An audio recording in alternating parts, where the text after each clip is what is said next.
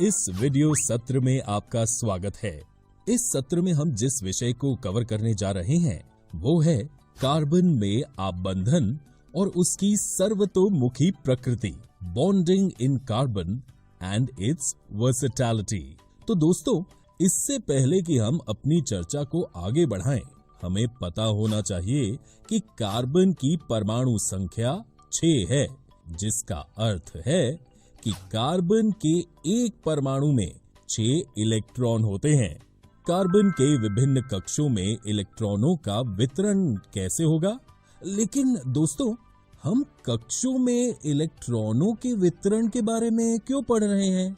हम इसके electronic configuration के बारे में अध्ययन कर रहे हैं ताकि हम कार्बन में आबंधनों के प्रकार को समझ सकें।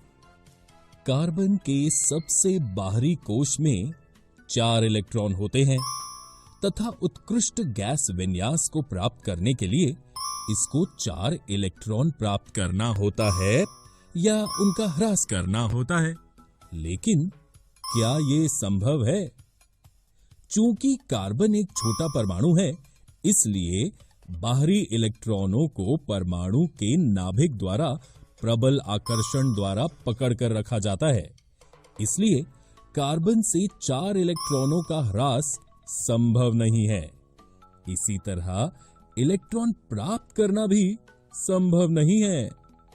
कल्पना कीजिए, यदि कार्बन को इलेक्ट्रॉनों को प्राप्त करना या इलेक्ट्रॉनों का ह्रास करना हो तो 1. ये 4 इलेक्ट्रॉन प्राप्त कर C4- ऋणायन बना सकता है, लेकिन 6 प्रोटॉन वाले नाभिक के लिए 10 इलेक्ट्रॉन अर्थात 4 अतिरिक्त इलेक्ट्रॉन धारण करना मुश्किल हो सकता है। 2. ये 4 इलेक्ट्रॉन खोकर C4+ धनायन बना सकता है, लेकिन 4 इलेक्ट्रॉनों को खोकर 6 प्रोटॉन वाले नाभिक में केवल 2 इलेक्ट्रॉनों का कार्बन धनायन बनाने के लिए अत्यधिक ऊर्जा की आवश्यकता होगी।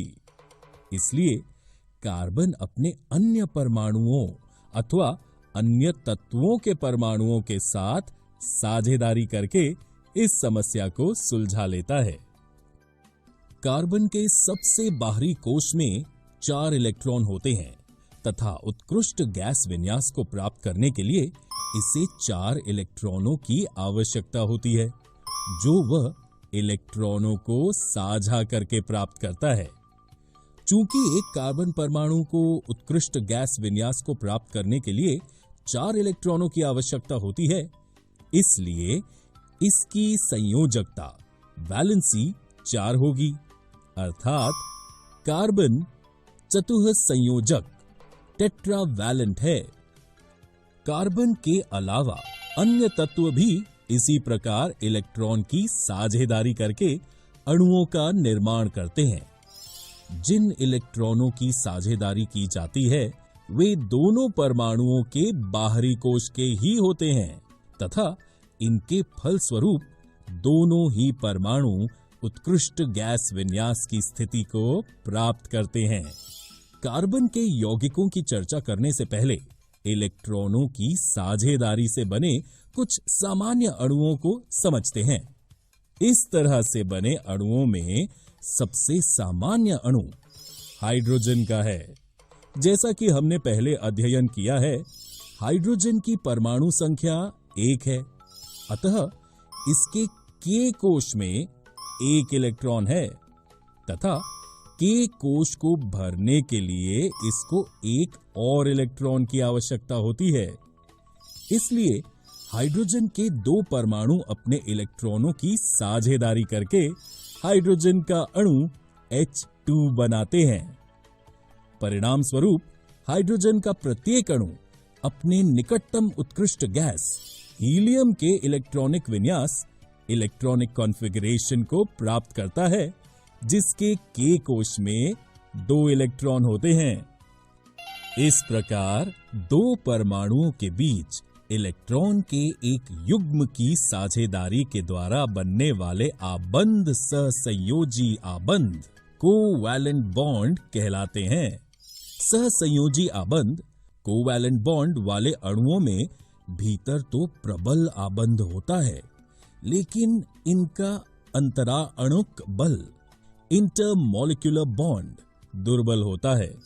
फलस्वरूप इन यौगिकों के क्वथनांक एवं गलनांक कम होते हैं। चूंकि परमाणुओं के बीच इलेक्ट्रॉनों की साझेदारी होती है और आवेशित कण बनते हैं, सामान्यतः ऐसे सहसंयोजी यौगिक विद्युत के कुचालक होते हैं। आइए अब हम कार्बन की सर्वतोमुखी प्रकृति वर्सेटाइल नेचर ऑफ कार्बन के बारे में जानें। विभिन्न तत्वों एवं यौगिकों में हमने इलेक्ट्रॉनों की साझेदारी द्वारा सहसंयोजी आबंध का निर्माण देखा। आप सरल कार्बन यौगिक मीथेन की संरचना भी यहाँ देख सकते हैं।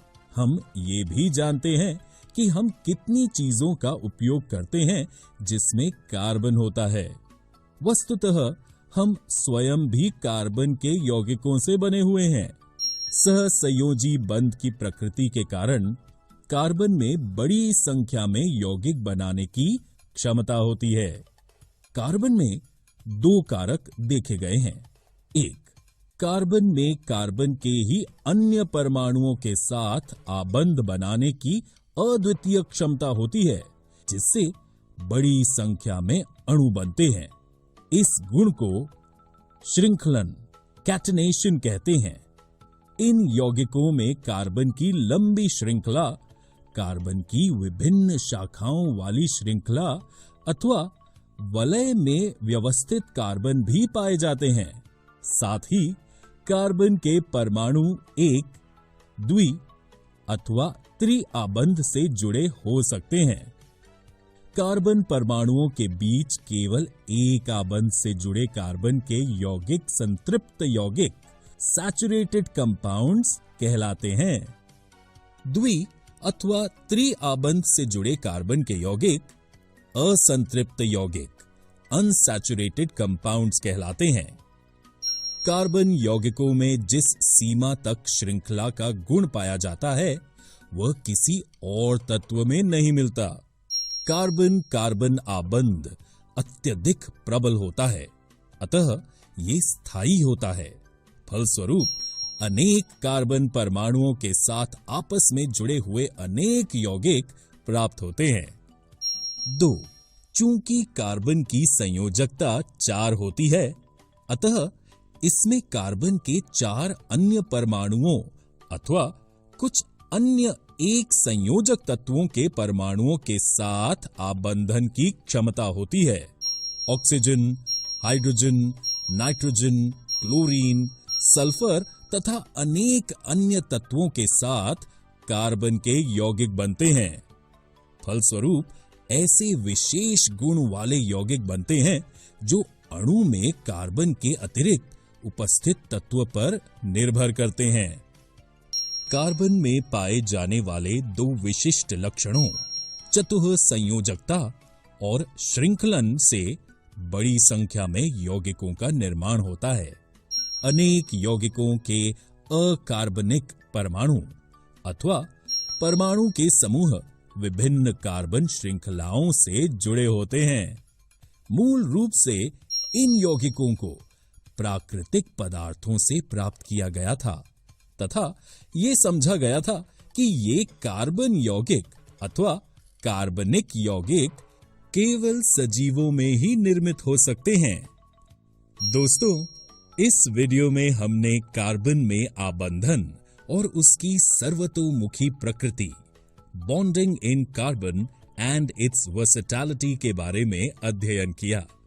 अगले वीडियो में हम संतृप्त एवं असंतृप्त कार्बन यौगिकों, saturated and unsaturated carbon compounds के बारे में का इस वीडियो में स्वागत है।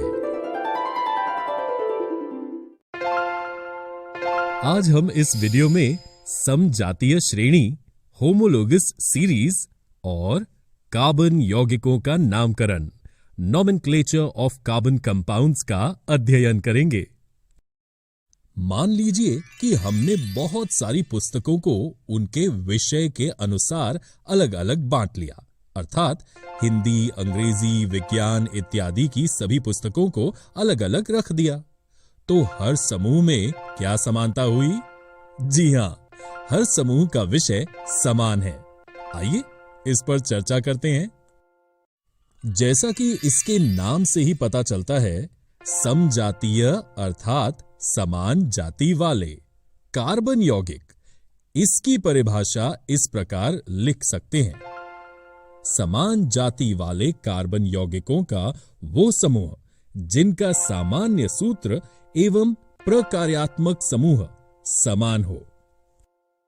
एल्केन समजातीय श्रेणी इस प्रकार है: methane, ethane, propane, butane, pentane इत्यादि।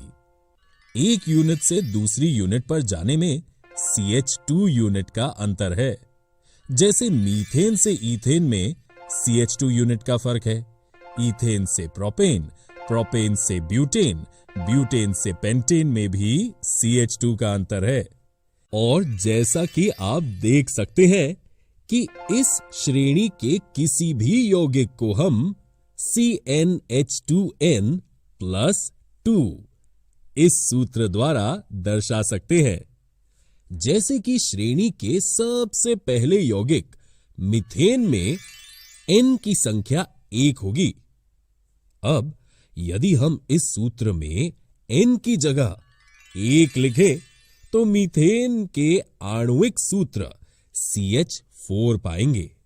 इस श्रेणी में सभी कार्बन यौगिक एकल आबंध सिंगल बॉन्ड से जुड़े हैं तथा इसलिए इनके नाम के आगे एन जुड़ता है, जैसे मीथेन, इथेन इत्यादि। इसका मतलब यह भी है कि एक यूनिट से दूसरी यूनिट के बीच 14 द्रव्यमान का अंतर है, क्योंकि CH2 का द्रव्यमान है 14। जैसे जैसे समजातीय श्रेणी में आगे बढ़ेंगे, अणु का द्रव्यमान बढ़ेगा। यदि हाइड्रोकार्बन यौगिक में कार्बन कार्बन द्विआबंध डबल बॉन्ड हुए तो उस श्रेणी को एल्कीन कहेंगे, अर्थात नाम के अंत में ईन जुड़ जाएगा। उदाहरण के लिए इथीन, प्रोपीन, ब्यूटीन, पेंटीन इत्यादि। इस श्रेणी में भी एक यूनिट से दूसरी यूनिट पर जाने में CH2 यूनिट का अंतर है। और जैसा कि आप देख सकते हैं कि इस श्रेणी के किसी भी यौगिक को हम CnH2n इस सूत्र द्वारा दर्शा सकते हैं। जैसे कि श्रेणी के दूसरे यौगिक इथीन में N की संख्या 2 होगी।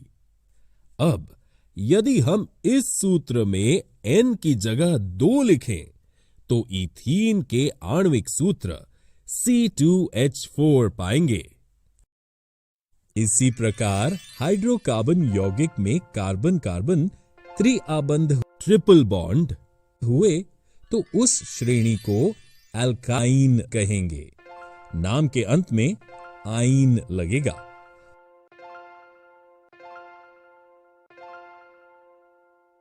और वही महत्वपूर्ण बात कि एक यूनिट से दूसरी यूनिट पर जाने में CH2 यूनिट का अंतर रहेगा। और इस कार्बन श्रेणी के किसी भी यौगिक को हम CnH2n-2 इस सूत्र द्वारा दर्शा सकते हैं। आइए अब हम जानते हैं कि प्रकार्यात्मक समूह फंक्शनल ग्रुप किसे कहते हैं। जैसे OH alcohol, Cl chlorine, Br bromine इत्यादि। ये प्रकार्यात्मक समूह यौगिकों को एक विशेष गुण धर्म प्रदान करता है। जब किसी हाइड्रोकार्बन के अंदर एक हाइड्रोजन को कोई और समूह विस्थापित रिप्लेस कर देता है तो उसे प्रकार्यात्मक समूह कहते हैं। उदाहरण के लिए अल्कोहल OH लेते हैं। यदि मीथेन हाइड्रोकार्बन के एक हाइड्रोजन की जगह OH अल्कोहल समूह जुड़ेगा तो नाम के आगे ऑल जुड़कर मिथेनॉल बनेगा। ठीक इसी प्रकार पूरी समजातीय श्रेणी की रचना होती है। Methanol, ethanol, propanol, butanol, pentanol इत्यादि। आप अब तक समझ गए होंगे कि ये अल्कोहल की समजातीय श्रेणी है और यहां भी एक यूनिट से अगली यूनिट पर जाने के लिए CH2 जोड़ना है और एक यूनिट के अगली यूनिट पर जाने में 14 द्रव्यमान की बदल होती है। और क्योंकि सभी में एक ही प्रकार्यात्मक समूह OH जुड़ा है, इसलिए इन सभी के रासायनिक गुण धर्मों में भी समानता होती है। इसी प्रकार आप हाइड्रोकार्बन समूह में अलग अलग प्रकार्यात्मक समूह लगाकर समजातीय श्रेणियों की रचना कर सकते हैं। अतः अब आप समझ गए होंगे कि यौगिकों की ऐसी श्रृंखला जिसमें कार्बन श्रृंखला में स्थित हाइड्रोजन को एक ही प्रकार का प्रकार्यात्मक समूह प्रस्थापित करता है, उसे समजातीय श्रेणी कहते हैं।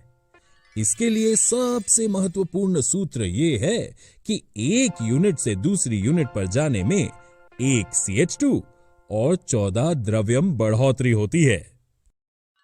जब किसी समजातीय श्रेणी में आणविक द्रव्यमान बढ़ता है तो भौतिक गुण धर्मों में क्रमबद्धता दिखाई देती है। ऐसा इसलिए होता है क्योंकि आणविक द्रव्यमान के बढ़ने के साथ गलनांक एवं क्वथनांक में वृद्धि होती है। पूर्ण रूप से प्रकार्यात्मक समूह के द्वारा सुनिश्चित किए जाने वाले रासायनिक गुण समजातीय श्रेणी में एक समान बने रहते हैं। आशा है आप सबको समजातीय श्रेणी से संबंधित कोई दुविधा नहीं होगी।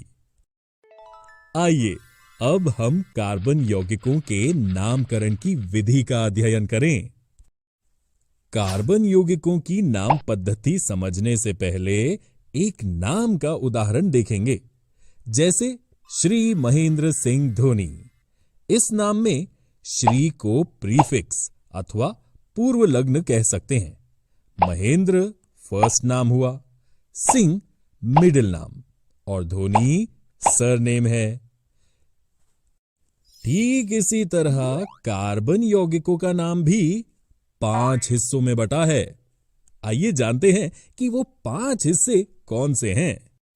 सबसे पहला हिस्सा होता है प्राथमिक पूर्व लग्न, फिर आता है द्वितीय पूर्व लग्न, फिर आता है कार्बन श्रृंखला, फिर आता है द्वितीय अनुलग्न जो नाम के पीछे जोड़ते हैं, और फिर आता है प्राथमिक अनुलग्न। इस तरह हमारे कार्बन यौगिक का नाम 5 हिस्सों में बटा हुआ है। अब चर्चा करेंगे इस नाम पद्धति के नियमों की, परंतु ये एक बार में आपको समझने में थोड़ी मुश्किल हो सकती है, क्योंकि गणित की ही तरह इसमें आपको अभ्यास की आवश्यकता होगी। उदाहरणों के माध्यम से इसकी चर्चा करने से ये आपको समझ आने लगेंगे और आप किसी भी यौगिक का नामकरण करने में सक्षम हो जाएंगे। आइए जानते हैं नाम पद्धति के बारे में। देखिए, सबसे पहले आपको बताना होता है प्रतिस्थापी के बारे में। अब ये प्रतिस्थापी क्या होता है? जैसे केवल कार्बन और हाइड्रोजन है तो उसे कहते हैं हाइड्रोकार्बन। अगर इसके अंदर हम किसी हाइड्रोजन को हटाकर उसकी जगह फ्लोरीन लगा दें, क्योंकि हाइड्रोजन और फ्लोरीन दोनों कार्बन के साथ एक बंध बनाते हैं, ठीक इसी प्रकार हाइड्रोजन की जगह क्लोरीन, ब्रोमीन या आयोडीन लगाया जा सकता है। अब ये क्या है? ये हैं प्रतिस्थापी, क्योंकि इन्होंने हाइड्रोजन को प्रतिस्थापित करके उसकी जगह ले ली है। अंग्रेजी में इसे सब्स्टिट्यूशन कहते हैं। अब तक हमने 4 प्रतिस्थापियों की चर्चा की है। आगे और भी प्रतिस्थापियों के बारे में जानेंगे। यदि कार्बन यौगिकों में फ्लोरीन दिखे तो क्या लिखना है? नाम से पहले लिखना है फ्लोरो, और अगर क्लोरीन दिखे तो क्लोरो, ब्रोमीन दिखे तो ब्रोमो लिखेंगे, और यदि आयोडीन दिखे तो आयोडो लिखेंगे। तो सबसे पहले कार्बनिक यौगिक में क्या देखेंगे? देखेंगे फ्लोरीन, क्लोरीन, ब्रोमीन या आयोडीन है। तो प्राथमिक पूर्वलग्न लिखेंगे। इसके बाद आप देखेंगे कार्बन में रिंग बन रही है क्या? ये आप सरलता से देख सकते हैं, अर्थात कार्बन की श्रृंखला सीधी है या रिंग बना रही है। यदि रिंग बनेगी तो आप साइक्लो शब्द का प्रयोग करेंगे। फिर आप आएंगे मुख्य कार्बन श्रृंखला पर कि कितने कार्बन हैं। यदि एक कार्बन है तो लिखेंगे मेथ। यदि 2 कार्बन है तो लिखेंगे एथ। यदि 3 कार्बन है तो लिखेंगे प्रोप। यदि 4 कार्बन है तो लिखेंगे ब्यूट। यदि 5 कार्बन है तो लिखेंगे पेंट। यदि 6 कार्बन है तो लिखेंगे हेक्स। यदि 7 कार्बन है तो लिखेंगे हेप्ट। यदि 8 कार्बन है तो लिखेंगे ऑक्ट। यदि 9 कार्बन है तो लिखेंगे नॉन। यदि 10 कार्बन है तो लिखेंगे डेक। ये सीक्वेंस आपको अच्छी तरह याद होनी चाहिए। अब आप देखेंगे कि कार्बन कार्बन के बीच एकल आबंध सिंगल बॉन्ड है या द्वि आबंध डबल बॉन्ड है या त्रिआबंध ट्रिपल बॉन्ड है। यदि एकल आबंध है तो एन लिखेंगे, द्विआबंध है तो ईन लिखेंगे और यदि त्रिआबंध है तो आइन लिखेंगे। अब प्राथमिक अनुलग्न में आते हैं, क्रियात्मक समूह या प्रकार्यात्मक समूह। इसकी कार्बन के नाम के सबसे अधिक महत्व हैं, जैसे किसी नाम में सरनेम की महत्ता होती है। यदि प्राथमिक में OH या हाइड्रोक्सिल दिखे तो वो अल्कोहल है। इसके लिए आप लिखेंगे ऑल। CHO दिखे तो वो है एल्डिहाइड। इसके लिए आप लिखेंगे एल। COOH दिखे तो ये है कार्बोक्सिलिक अम्ल। इसके लिए लिखेंगे ओइक अम्ल। CO दिखे तो ये है कीटोन और इसके लिए लिखेंगे ऑन। ये वे जादुई सूत्र हैं जिन्हें आपने एक बार समझ लिया तो आप कार्बन के किसी भी यौगिक का नाम लिख सकते हैं। अगले वीडियो में हम इनके उदाहरणों का अभ्यास करेंगे। वीडियो सत्र में आपका स्वागत है। इस सत्र में हम जिस विषय को सीखने जा रहे हैं वह है संतृप्त और असंतृप्त कार्बन यौगिक, saturated and unsaturated carbon compounds.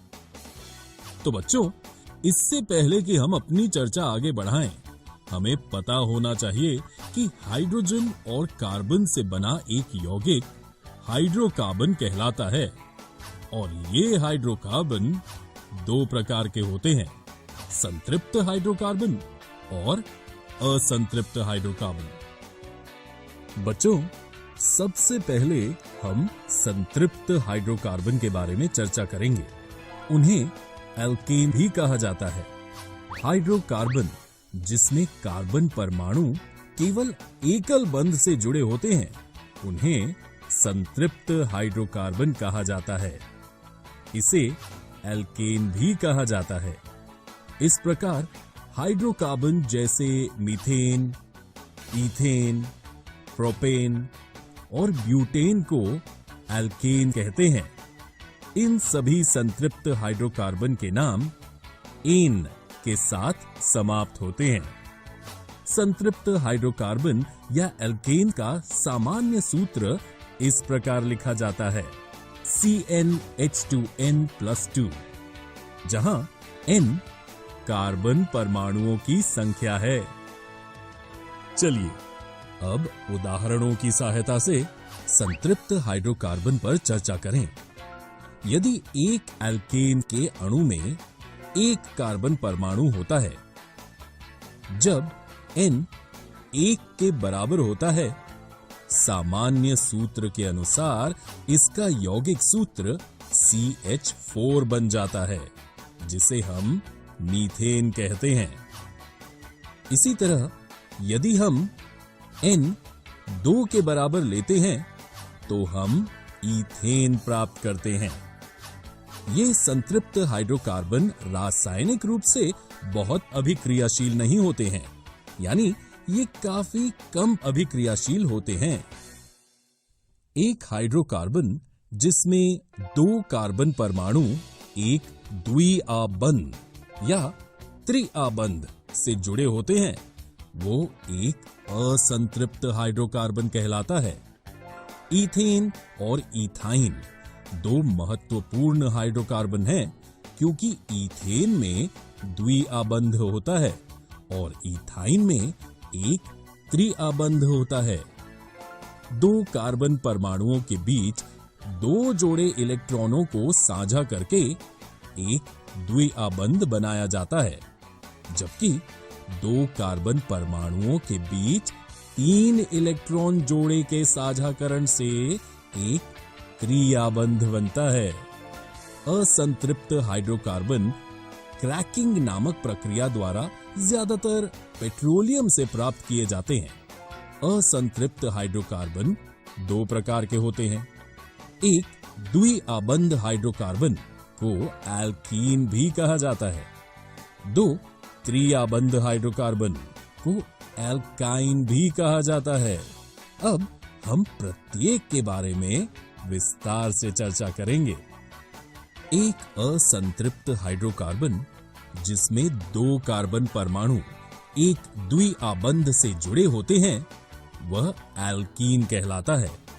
In alkene में 2 कार्बन परमाणुओं के बीच द्विआबंध होता है, जो 2 इलेक्ट्रॉन जोड़े के साझाकरण से बनता है। इथीन C2H4 और प्रोपीन C3H6 2 अलग अलग एल्कीन्स हैं। क्यों? क्योंकि उनमें 2 कार्बन परमाणुओं के बीच द्विआबंध होता है।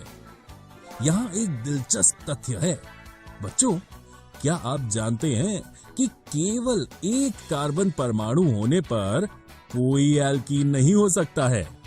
एक एल्कीन का सामान्य सूत्र CnH2n है, जहां n उस अणु में कार्बन परमाणुओं की संख्या है।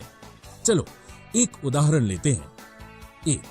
यदि किसी एल्कीन के अणु में 2 कार्बन परमाणु हैं, तो n 2 के बराबर है और इसका आणविक सूत्र C2H4 होगा। 2 इसी तरह जब n 3 के बराबर है तो हमें प्रोपीन मिलेगा। सबसे सरल एल्कीन इथीन है और इसका सामान्य नाम इथिलीन है। आइए अब एल्काइन के बारे में चर्चा करते हैं। ये असंतृप्त हाइड्रोकार्बन है जिसमें 2 कार्बन परमाणु त्रिआबंध द्वारा जुड़े होते हैं। इस प्रकार एल्काइन में कार्बन परमाणुओं के बीच त्रिआबंध होता है, जो 3 जोड़े इलेक्ट्रॉनों के साझाकरण से बनता है। इथाइन और प्रोपाइन एल्काइन होते हैं क्योंकि उनमें 2 कार्बन परमाणुओं के बीच एक त्रिआबंध होता है। इसके अलावा एक और आश्चर्यजनक तथ्य यह है कि केवल एक कार्बन परमाणु होने पर कोई एल्काइन नहीं हो सकता है। एल्काइन का सामान्य सूत्र CnH2n-2 है, जहां n एल्काइन के एक अणु में कार्बन परमाणुओं की संख्या है। उदाहरणों की मदद से इसकी चर्चा करते हैं। यदि किसी एल्काइन के अणु में 2 कार्बन परमाणु हैं, तो n 2 के बराबर है। इसका सूत्र C2H2 होगा, जो कि इथाइन है। 2 इसी तरह अगर हम n 3 के बराबर लेते हैं तो हमें प्रोपाइन मिलेगा। सबसे सरल एल्काइन इथाइन है, जिसका सूत्र C2H2 है और इसका सामान्य नाम एसिटिलीन है। साथ ही बच्चों, आपको पता होना चाहिए कि संतृप्त हाइड्रोकार्बन की तुलना में असंतृप्त हाइड्रोकार्बन अधिक अभिक्रियाशील होते हैं। दूसरे शब्दों में एल्कीन और एल्काइन एल्केन की तुलना में रासायनिक रूप से अधिक अभिक्रियाशील हैं। 2 कार्बन वाले एल्केन को इथेन कहा जाता है, 2 कार्बन वाले एल्कीन को इथीन कहा जाता है और 2 कार्बन परमाणुओं वाले एल्काइन को इथाइन कहा जाता है। ये सभी यौगिक सहसंयोजक अणु हैं जो विभिन्न परमाणुओं के बीच इलेक्ट्रॉनों के साझाकरण से बनते हैं। सत्र में आपका स्वागत है। इस सत्र में हम जिस विषय को कवर करने जा रहे हैं वह है एथेनॉल तथा एथेनॉइक अम्ल, एथेनॉल एंड एथेनॉइक एसिड। कई कार्बन यौगिक हमारे लिए अमूल्य हैं, लेकिन इस सत्र में हम 2 व्यावसायिक रूप से महत्वपूर्ण यौगिकों के गुणों का अध्ययन करेंगे, एथेनॉल तथा एथेनॉइक अम्ल। एथेनॉल कक्ष के ताप पर द्रव अवस्था में होता है। सामान्यतः एथेनॉल को अल्कोहल कहा जाता है तथा ये सभी अल्कोहली पेय पदार्थों का महत्वपूर्ण अवयव होता है।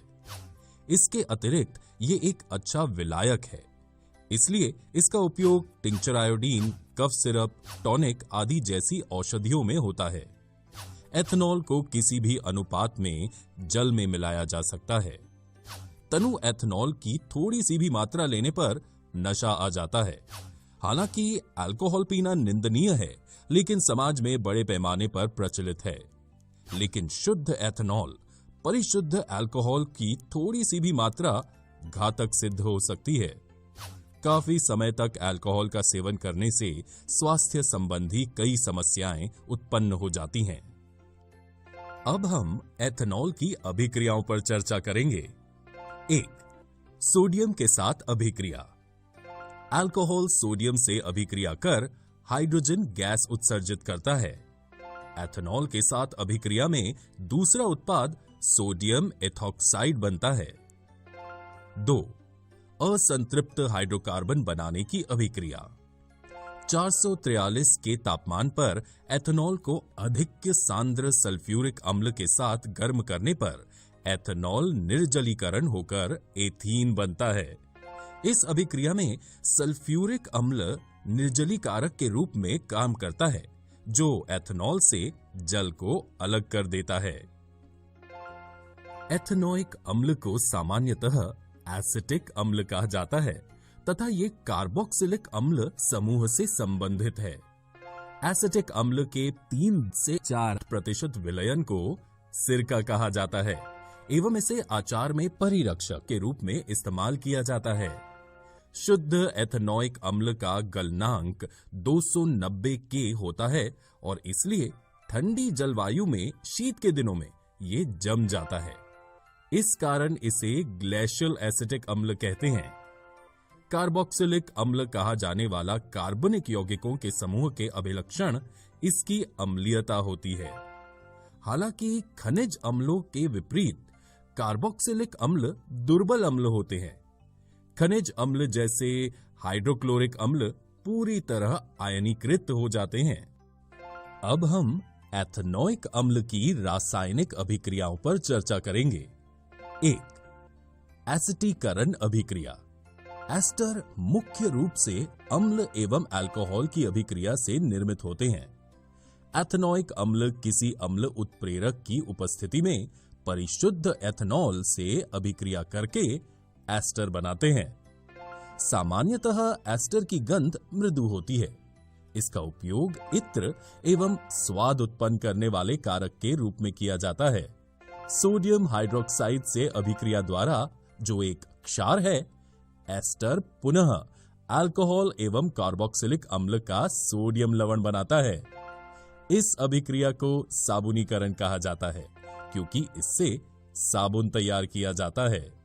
साबुन दीर्घ श्रृंखला वाले कार्बोक्सिलिक अम्लों सोडियम अथवा पोटेशियम लवण होते हैं। 2. क्षारक के साथ अभिक्रिया। खनिज अम्ल की भांति एथेनॉइक अम्ल सोडियम हाइड्रोक्साइड जैसे क्षारक से अभिक्रिया करके लवण सोडियम एथेनॉइट या सोडियम एसिटेट तथा जल बनता है। 3. कार्बोनेट तथा हाइड्रोजन कार्बोनेट के साथ अभिक्रिया। एथेनॉइक अम्ल कार्बोनेट एवं हाइड्रोजन कार्बोनेट के साथ अभिक्रिया करके लवण कार्बन डाइऑक्साइड एवं जल बनाता है। इस अभिक्रिया से उत्पन्न लवण को सोडियम एसिटेट कहते हैं। दोस्तों, इस वीडियो में हमने एथेनॉल तथा एथेनॉइक अम्ल, इथेनॉल एंड एथेनॉइक एसिड के बारे में इस वीडियो सत्र में आपका स्वागत है। इस सत्र में हम जिस विषय पर चर्चा करने जा रहे हैं वह है कार्बन यौगिकों के रासायनिक गुणधर्म। दोस्तों, सबसे आम कार्बन यौगिक हाइड्रोकार्बन्स हैं, जो एल्केन्स, एल्कीन्स और एल्काइन्स हैं।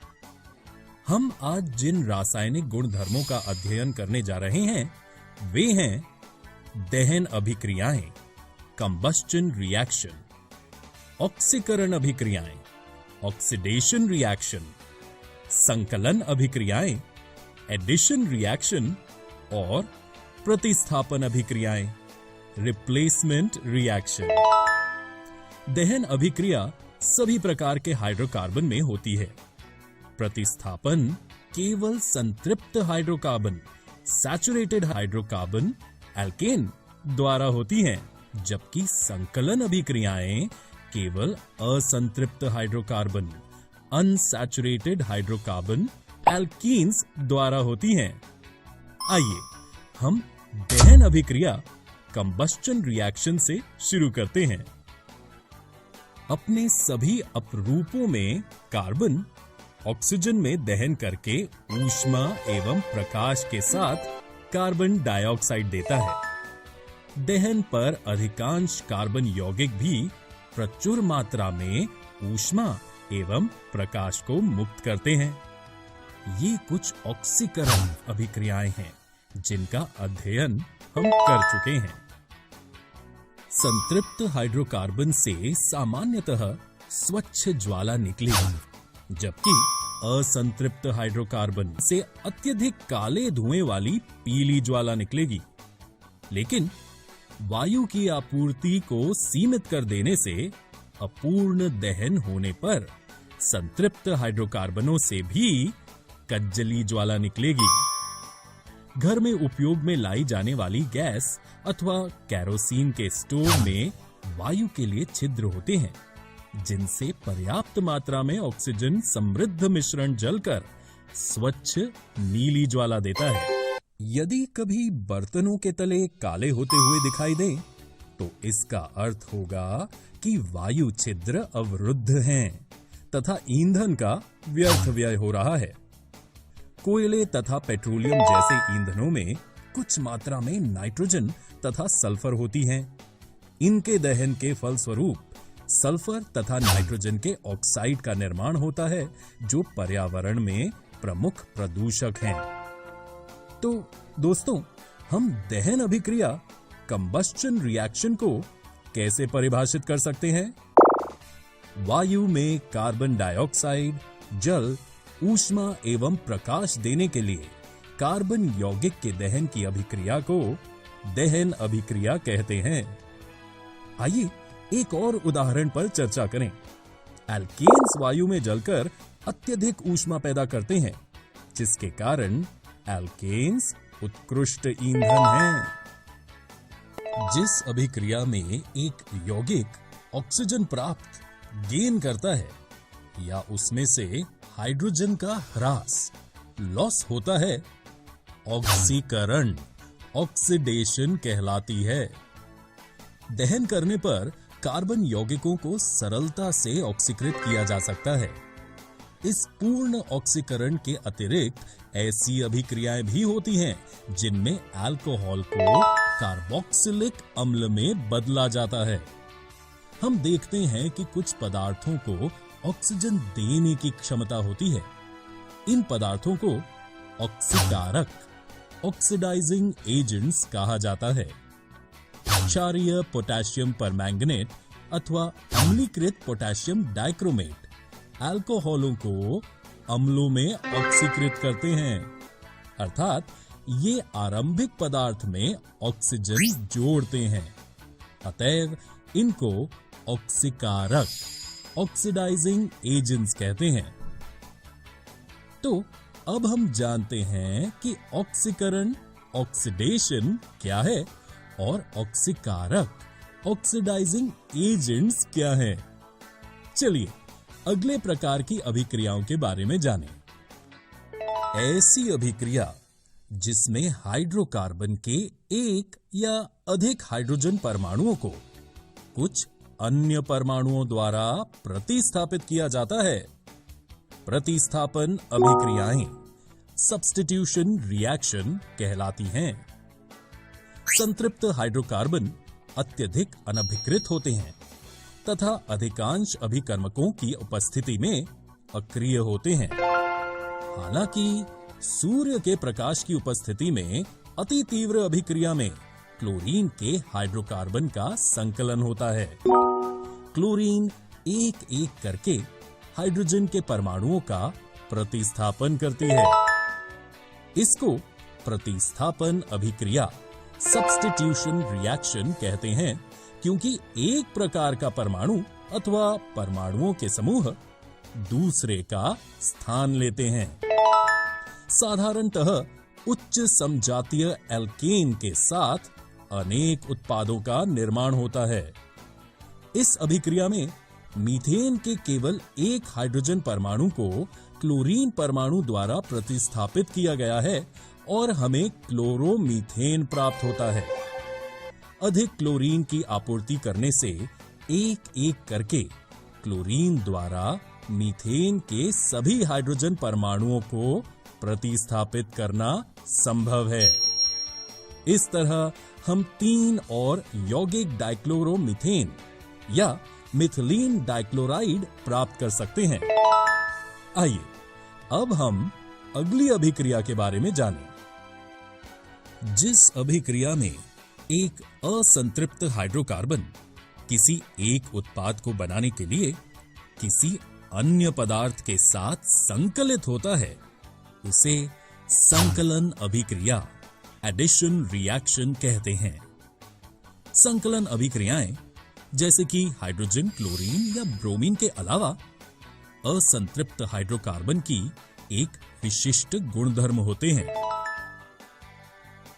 सभी असंतृप्त हाइड्रोकार्बन जिनमें द्विआबंध और त्रिआबंध होते हैं, जैसे कि एल्कीन्स और एल्काइन्स, संकलन अभिक्रियाएं करते हैं। पैलेडियम अथवा निकेल जैसे उत्प्रेरकों की उपस्थिति में असंतृप्त हाइड्रोकार्बन हाइड्रोजन जोड़कर संतृप्त हाइड्रोकार्बन देते हैं।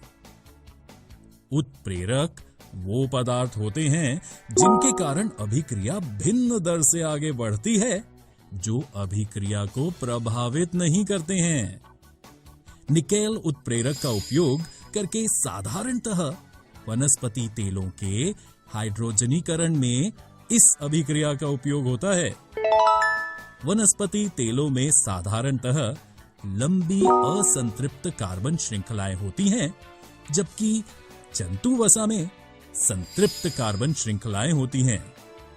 आपने देखा होगा कि कुछ विज्ञापनों में कहा जाता है कि वनस्पति तेल स्वास्थ्यवर्धक होते हैं।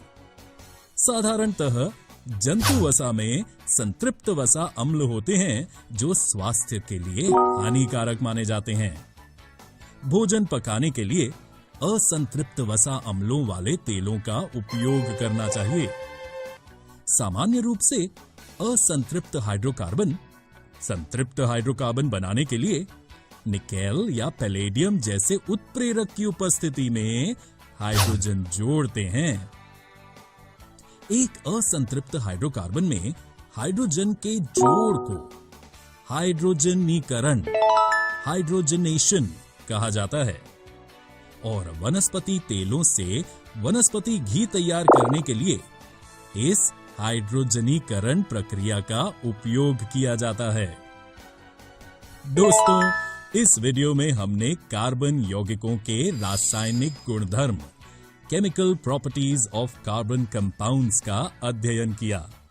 अगले वीडियो में हम एथेनॉल तथा एथेनॉइक अम्ल के बारे में जानेंगे।